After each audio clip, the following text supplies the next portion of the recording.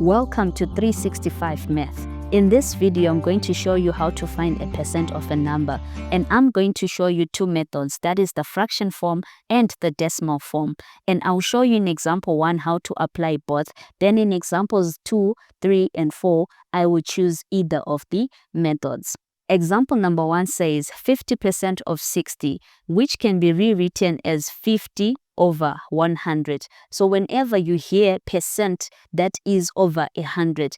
And whenever you see of, know that we are substituting of with the multiplication sign, meaning that we are multiplying. So that would be 50 over 100 times 60. We can rewrite 60 as 60 over 1.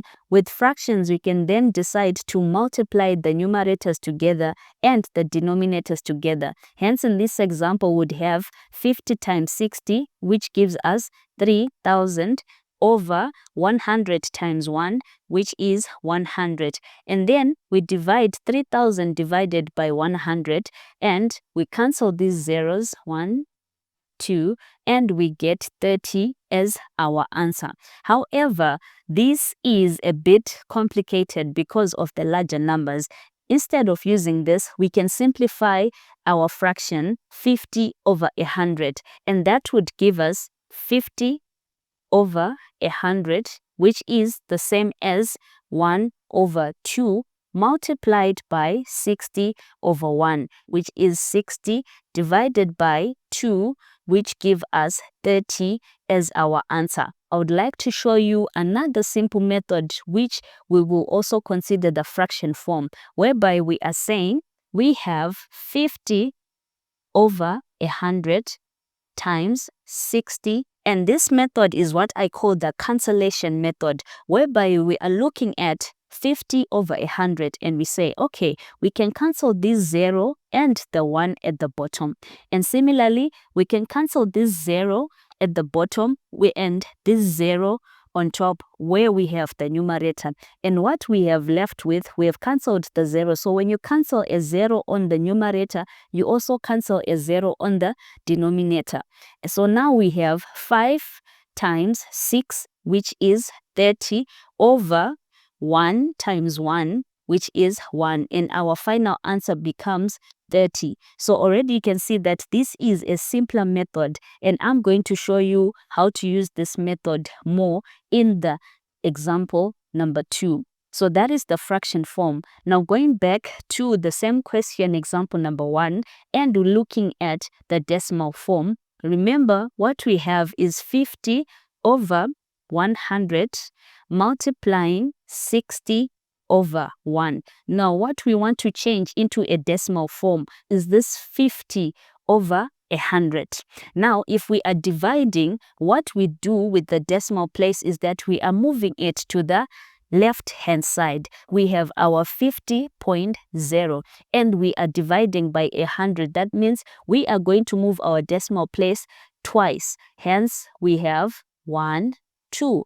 That means our decimal place is in this place, and now we have 0.5. We end up with 0.5 times 60, and we get our answer as equal to 30. So this is the decimal form, whereby we change percentage to a decimal number, and then we multiply it by the 60 to get our 30. So those are the two methods that one can use. Remember, the fraction form has got 3 ways of solving the same problem. Example number 2, using the fraction form, we have 30 over 100 times 50 over 1. And we are going to equate it to what we are going to find. So again, using the fraction form, we are going to cancel out this 0 with the 0 at the bottom. And then we have another 0, which we are going to cancel with this 0. Now we are left with 3 times 5 over 1 times 1. And we get 3 times 5 is equal to 15. Using the decimal form, we change 30 over 100 to a decimal. And remember, we are moving the decimal point twice because we are dividing by 100. So we'll be moving our decimal place from this point, that is 1, 2. That means we have our decimal place right there, and we remain with 0.3. Hence, we have 0.3 times 50. And if we multiply this, we get 15 as our answer. So 30% of 50 is equal to 15. Example number 4, we have 4% of 70. Again, we have 4 over 100 times 70 over 1, which is equal to what we are finding now. Now, if you look at this, we do not have 2 zeros. So what we are going to have is to cancel this 0 with this first 0. And now we have 4 over 10 multiplying 7. We are going to further simplify 4 over 10 by dividing both the numerator and the denominator by 2. Hence, we say 2 into 4 is equal to 2. And then 2 into 10 is equal to 5. Now we have 2 over 5 times 7. 2 times 7 gives us 14 over 5 times 1 gives us 5. Hence, our answer is going to be 14 divided by 5, and we get 2.8 as our answer. Using the decimal form, we have 4 over 100, which we can change into a decimal by moving the decimal place twice. So that is 1, 2. That means our decimal point will be here, and we'll place a 0 right there, hence leaving us with 0.04 times 70. And if we multiply this, we get our answer as 2.8. Example number 4, we have slightly bigger numbers. However, the concept is the same. So we have 45 over 100 times 2,000 over 1. And what we're going to do is the same. We're going to cancel this 0 with this 0, then this 0 with this 0. And what we are left with, we have 45 times 20 all over 1. And 45 times 20 gives us 900.